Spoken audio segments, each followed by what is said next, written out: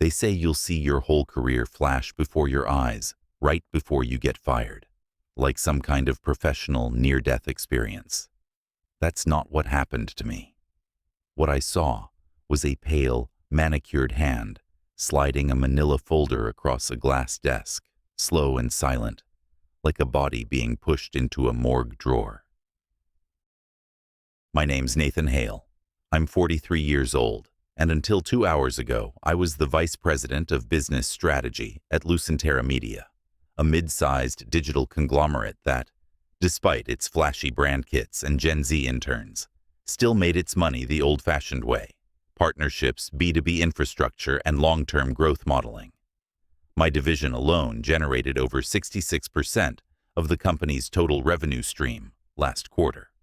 But apparently, that didn't matter anymore. Across from me sat Mallory Voss, the company's freshly crowned CEO, 28 years old, Harvard MBA, 2.3 million Instagram followers, and an entire vocabulary that sounded like it was piped in from a VC-funded TED Talk. She didn't look up, just pushed the folder toward me with the same effort someone might use to swipe left on a dating app. "You don't even post on TikTok," she said.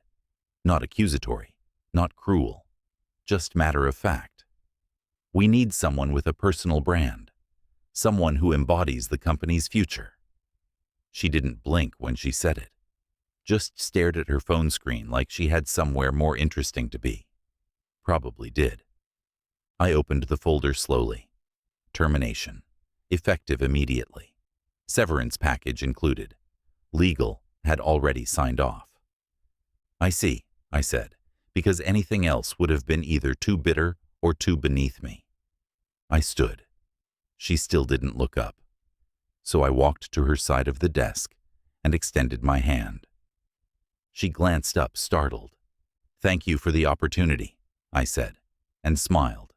Not warmly, not bitterly, just professionally, like someone who knew they were being pushed into the sea but still cared about how they folded the towel before they went under. She hesitated, then shook it.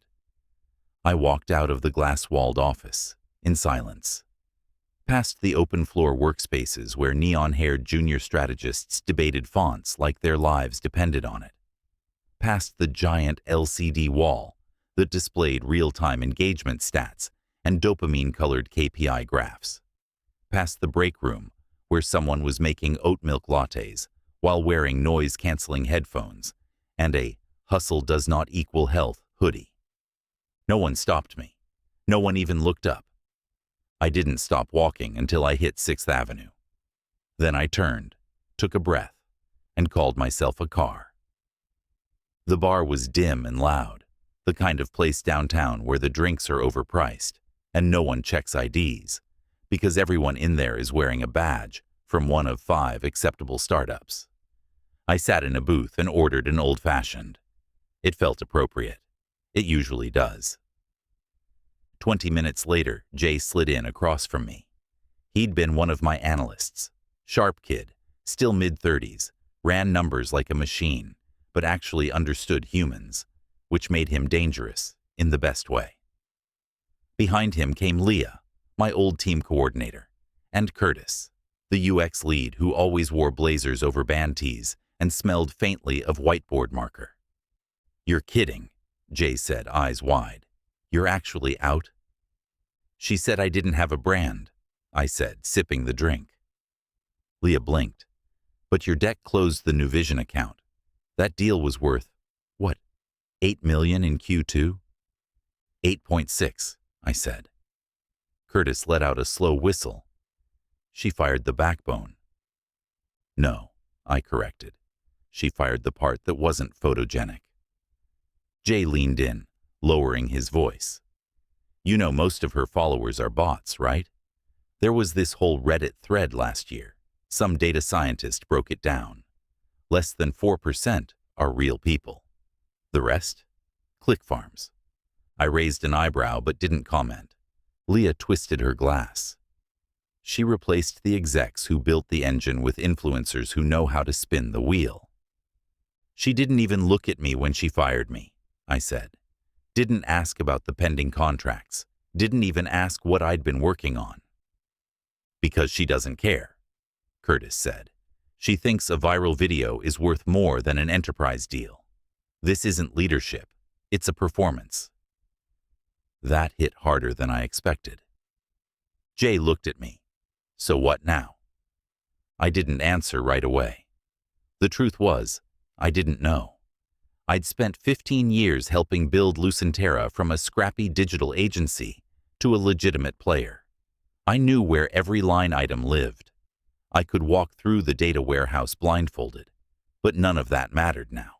Not in a world where leadership was about followers, not fundamentals. I don't want revenge, I said finally, voice low, but I want the truth to matter again. I want people to remember that we built this place with more than ring lights and retweets. Jay nodded slowly. Leah raised her glass. To memory, then. We all clinked glasses, and for a moment, the noise of the bar dulled around us. Outside, the city buzzed like it always had. But something had shifted. I wasn't part of the machine anymore. And that meant, for the first time in a long while, I was free to build something better. The notification buzzed on my phone just after noon. Lucentera all-hands livestream, mandatory viewing. Mandatory. Even for the ghosts, I guess.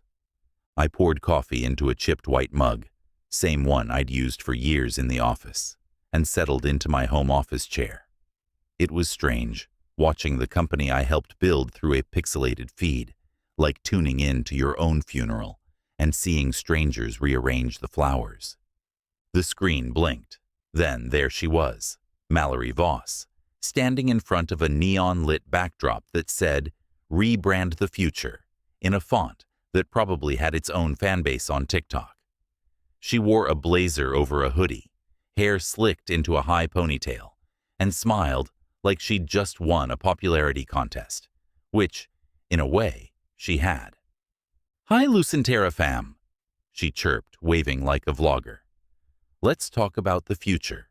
Your future." The live chat was already going wild. Emojis, clapping gifs, a few ironic skulls. "We're leaving behind the outdated systems of old media," she said, pacing slightly, hands gesturing with practiced enthusiasm. "No more siloed thinking. No more spreadsheets as strategy. No more—" She paused for dramatic effect. "Old heads with PowerPoints." The crowd in the background laughed. Loudly. Too loudly. I blinked. She smiled wider. "Lucentera isn't just a media company. We're a creator. We're a vibe. We're a movement." I could feel my jaw tighten. She wasn't wrong about modernizing. God knows I'd fought for digital expansion, influencer integration, decentralized analytics. But what she was doing wasn't evolution. It was erasure. I muted the audio and leaned back. Flashbacks came uninvited. Me at 10:43 p.m., closing a deal with a Singapore telecom group via patchy Zoom call. Walking interns through their first client pitch, watching their hands shake, steadying them. Flying to Minnesota during a snowstorm to save a regional office that corporate had already written off. The day we hit our first $20 million quarter. The CFO hugged me, practically in tears. And then, a 28-year-old who didn't know the difference between ARR and RPU, saying I didn't post enough. My phone rang. I almost didn't answer. But when I saw the name, Sullivan and Brandt, I picked up. "Nathan," the voice said, warm but strained. It was Alan, their founder. "Just got off a call with someone from your old company." "Let me guess," I said. "Mallory." She dropped us, said we didn't align with Lucentera's aesthetic. That's the word she used, aesthetic. I rubbed the bridge of my nose. "You were one of our longest-standing clients." 12 years, he said. "You onboarded us personally. We went from local visibility to international reach, but now apparently our packaging isn't shareable enough on Instagram." I exhaled. I'm sorry, Alan. Truly. Don't apologize. You were the reason we stayed with them this long. He paused. What are you doing next? I didn't have an answer yet, but it was the second time someone had asked. An hour later, I checked LinkedIn. That's when I saw the post. It was from another former client, Madeleine Cho, a founder in the wellness space.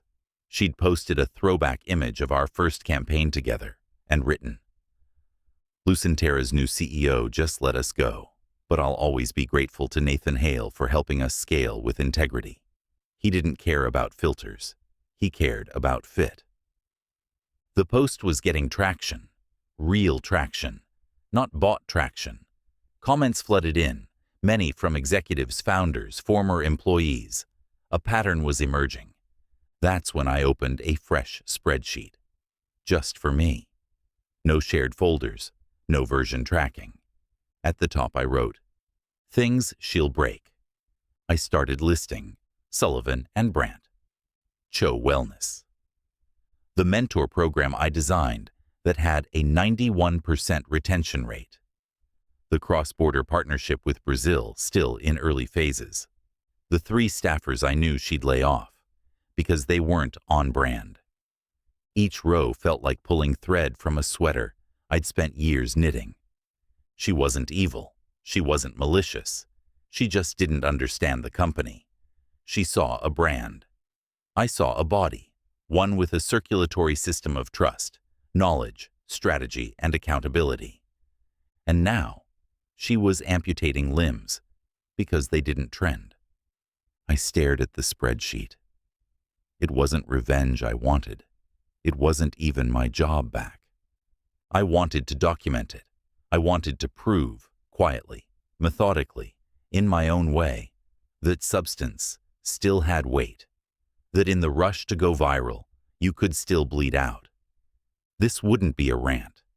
It would be a case study. And if I built it right, the metrics would speak louder than her hashtags. The ballroom smelled like polished wood, cheap champagne, and nervous ambition.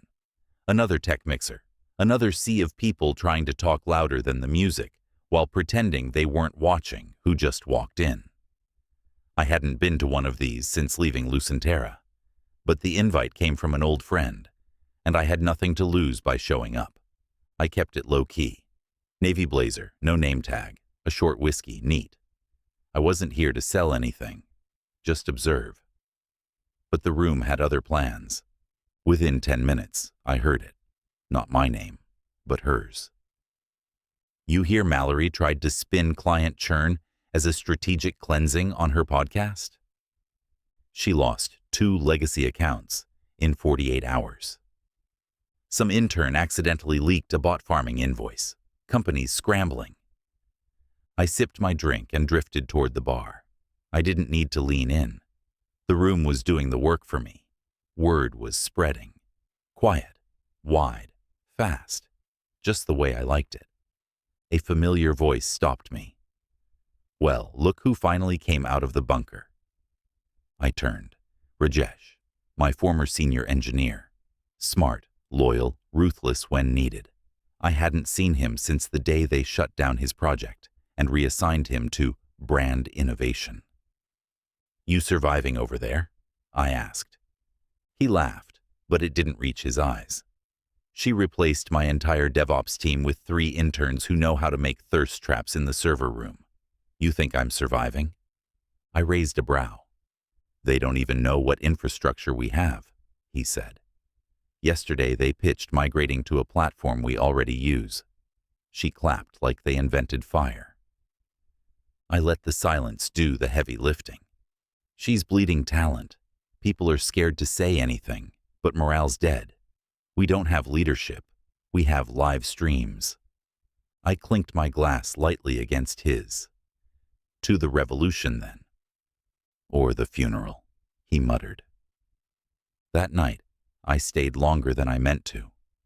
Ran into 2 VPs from rival firms, one junior journalist from a startup blog I'd never heard of, and an investor I hadn't spoken to in 5 years, who leaned in and whispered, "You called it, Nate. She's a collapsing star, and the gravity's pulling everyone down. But it wasn't until the next evening that the real play began. A car picked me up outside my building. Unmarked, black, discreet. I knew the type. Not mafia discreet, just expensive enough not to ask questions. The dinner was held in the back room of an Italian restaurant, where the wine came before the menus, and the waiters never made eye contact. 3 people sat across from me. One partner from Westmere Capital, a mid-sized PE firm with a reputation for calculated disruptions. One analyst, who barely looked out from his tablet. And one woman I didn't recognize, but who radiated the cool patience of someone used to getting answers. "We want your insight on Lucentera," the partner said. Off record, quiet advisement. I didn't touch my food. "You've seen the filings," the woman added. "Client loss, staff turnover, questionable vendor payments. We're preparing a dossier. We believe the board will be open to alternatives soon." "And you want me to lead it?" I asked. "Eventually," she said. "But first we want your map. What did she break? What's worth saving?" I nodded slowly. "You're asking the wrong question." They waited. "You don't fix Lucentera by replacing her. You let her fail by her own design. You want to save the pieces? Let her shatter them first. That way, there's no loyalty left when you sweep them up." The partner blinked. "So, you'll consult?" I leaned forward. "One condition. No hostile takeover. No media leaks with my name in them. I'm not interested in revenge theater." He frowned slightly. "Then what are you interested in?" I gave him the real answer. Case studies, long-term memory, watching systems that ignore substance rot from the inside.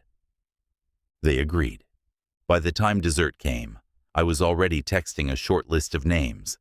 Engineers, account managers, data staff, people who'd left or were about to. People who built the machine she was now crashing into a wall. The next morning, I woke to 3 anonymous tip submissions forwarded from a journalist I'd quietly followed for years. She ran a niche newsletter, low circulation, high integrity, screenshots of Slack messages, edited emails, contract rewrites that retroactively altered performance bonuses. None of it came from me, but I knew who sent them. The cracks were visible now, in the walls, in the foundation. You didn't need to push anymore. Just wait. I wasn't gloating, not yet, but I did write one more row in my spreadsheet. Under Systems She's Breaking, I added a new category, narratives, because soon people weren't just going to see the collapse, they were going to understand it. The live stream was announced 3 hours before it started, hastily thrown together and scheduled for 8 p.m. EST, the digital equivalent of a midnight damage control fire drill. I poured myself a glass of Pinot and pulled the stream up on my laptop, just in time to watch the curtain fall. Mallory Voss appeared on screen in front of the now familiar neon backdrop. Rebrand the future, though the lights flickered slightly this time, like even the slogan was having second thoughts. She wore a cropped blazer and a smile that didn't quite reach her eyes. "Let's talk about the rumors," she said, voice tight with forced calm. "There's been a lot of negativity floating around, and I want to be clear. None of it is true." The live comments were already flying. "Show the receipts." "Why'd your whole dev team quit then?" "Where's Nathan Hale?" "You lied about Cho Wellness." "We have screenshots." Mallory kept going. "Lucentera is a future-facing brand. We're not afraid to evolve even when old systems resist change. The media, they love a scandal, but trust me, this isn't one." At that exact moment, I got the push notification. New post from Vision Ledger. Exclusive. Inside Lucentera's collapse, leaked contracts, ghost clients, and the fall of a hashtag CEO. I clicked. The journalist had done her homework. Screenshots of internal Slack threads where campaign metrics were faked. emails with fake engagement stats sent to investors, edited client contracts, even a deleted DM thread where Mallory instructed an intern to retroactively backdate campaign briefs. And then, in bold, multiple former employees cite Nathan Hale, former vice president of business strategy, as the architect of Lucentera's most profitable era. He understood scale. She understands selfies, one source said. I didn't smile, not exactly, but I did close my laptop and switch the live stream to my TV. I figured she deserved to see herself unravel on a bigger screen. The chat exploded. This didn't age well, LOL. We believed in you, and you sold us a brand kit. Bring Nathan back. Stock's already crashing. Sell now. I worked there. Everything in the article is true. Mallory's smile twitched. She tried to push forward. We believe in transparency, she said, and I'll be releasing a full internal audit soon. But let's be real. This backlash isn't about integrity. It's about fear. The old guard is scared of progress. Then she said it. This is boomer culture fighting to stay relevant. That did it. Her own comment section turned on her, like a flock of birds sensing a storm. You're 28. Your staff isn't. My manager was 26 and quit last week. Integrity isn't boomer culture. You're finished. She blinked, stammered, then glanced off camera as if someone behind the scenes was motioning at her. The screen froze for half a second, then cut to black. No goodbye, no wrap-up, just digital silence. I refreshed Lucentera's stock ticker. It had dropped 12 points during the live stream. By midnight, it was down 19. The next morning, a major account, Clarion Diagnostics, posted publicly that they were suspending all collaboration with Lucentera, pending structural realignment and trust restoration. I didn't post anything, didn't like, comment, or share. But people noticed anyway. That afternoon, my phone rang. Unknown number, but I already knew who it was. Nathan, said a voice I hadn't heard in years. Lucentera's board chair. We've been watching the situation. Obviously, some things got away from us. I let the silence sit for a beat. We'd like to discuss a temporary advisory role, he continued. Interim support. We know you're consulting now, but honestly, we need a grown-up in the room. I looked out my window. My new office was still half built. Nothing fancy, just 2 desks, white walls, and a rough plan for a boutique strategy firm that didn't pretend to be anything it wasn't. I appreciate the offer, I said, but I've already started something new. He paused. It doesn't have to be permanent. I'm not interested in being a bandage, I said. She broke the foundation. And now, you're asking me to come hold the roof up while you rebuild it exactly the same way. He tried again. Just think about it. I already did, I said. Thanks for the call.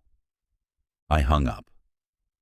Later that night, Jay texted me a screenshot, my name trending in a niche business subreddit. Below it, someone had written, he didn't fight for his job. He just walked out, and the building collapsed behind him. It was never about revenge. It was about reminding people that real leadership doesn't chase followers. It builds something worth following. The cafe was halfway up a midtown rooftop, quiet and tucked between mirrored buildings, like a secret someone forgot to tell the influencers about. Morning light hit the metal chairs in streaks. I was already nursing my second espresso when he arrived. Tall, nervous, dressed like he'd Googled business casual on the way over. Mr. Hale, he said, extending his hand. Nathan's fine, I replied, shaking it. His name was Elijah, 29, youngest member of Lucentera's board. He hadn't voted for Mallory's appointment, but he hadn't stopped it either. I respected that he'd asked to meet me face to face. Most wouldn't. I just want to say, he started, but I cut him off gently with a raised hand. "I'm not here to rehash what went wrong," I said. "You already know." He nodded, sheepishly. "She was a risk," he admitted. "We thought charisma would bridge the gap. We thought followers meant traction." I stirred my coffee, watching the ripple swirl. "She wasn't the problem, Elijah." He blinked. "No?" "She was the symptom. The system that put her in that seat, that chose optics over operations, flash over function. That's the rot. You can't hire a lighthouse and expect it to build the shoreline." He leaned back. "We thought we were modernizing. You were mimicking momentum. You just didn't realize the engine was already gone." We sat in silence for a moment, the clink of dishes and city hum filling the space. "She didn't last long," he said finally. "The press will move on, but internally, people are shaken." "They should be," I said, "but not because she failed, because they forgot what made it work in the first place." He looked at me carefully. "You're not angry." "I was," I said, "but not anymore." He studied me for a moment, then leaned forward. "We'd still like to bring you back. Consulting capacity, quietly, rebuild trust, legacy guidance. We'd make it worth your while." I smiled, not mockingly, just gently. "Lucentera had its time," I said. "So did I. But this isn't about going back." He looked confused. I slid a small card across the table, matte black, embossed text, Hailstone Partners. A name, a logo, and nothing else. "What's this?" he asked. "Something better," I said. "A firm built on strategy, not slogans. No influencers, no paid metrics. Just real work, real teams, and real results. We're not chasing trends. We're designing infrastructure that survives them." He ran his thumb across the card. "Some of your old staff came with you." "Most of them," I said. "They were ready. Tired of pretending retweets were revenue." He looked out over the skyline. "And the clients?" "They're coming," I said. "Slowly. The ones who understand value. The ones who want to grow, not just go viral." He nodded. "If you ever change your mind." "I won't," I said, "but I appreciate the coffee." He stood, thanked me, and left with the card still in his hand. I watched him disappear into the stairwell, then finished my espresso and headed downtown. The new office was nothing glamorous. Second-floor walk-up, clean lines, sunlight through the brick-framed windows. But it felt real. No soundproof glass boxes, no fake greenery, just ideas on whiteboards and people who gave a damn. Curtis was in the back with 2 designers, debating CTA placement on our first campaign. Jay was on the phone with a healthcare startup. Leah was building the first phase of our mentorship pipeline. The air buzzed, not with hype, but with purpose. At noon, we gathered around the main screen. Our first campaign, the one we'd built from scratch for a regional nonprofit, was launching across platforms. It wasn't flashy, no filters, no viral dance hooks, just a clear story, strong messaging, a message that actually mattered. Within hours, engagement ticked up, not fake clicks, but real traction. Comments from people who'd never heard of the brand before, now asking how to donate, how to help. We tracked every data point, not for ego, for calibration. Jay raised a toast with his coffee mug. To sustainable metrics. We all laughed. Later that night, I sat alone in my office, watching the analytics dashboard refresh. The numbers weren't massive, but they were honest, and they were growing. They'd called me obsolete, said I didn't understand the modern landscape. But when the storm hit, when the illusion collapsed, they remembered who built the foundation, who knew the terrain, who could rebuild. I didn't want revenge. I wanted memory. Now, they'll never forget.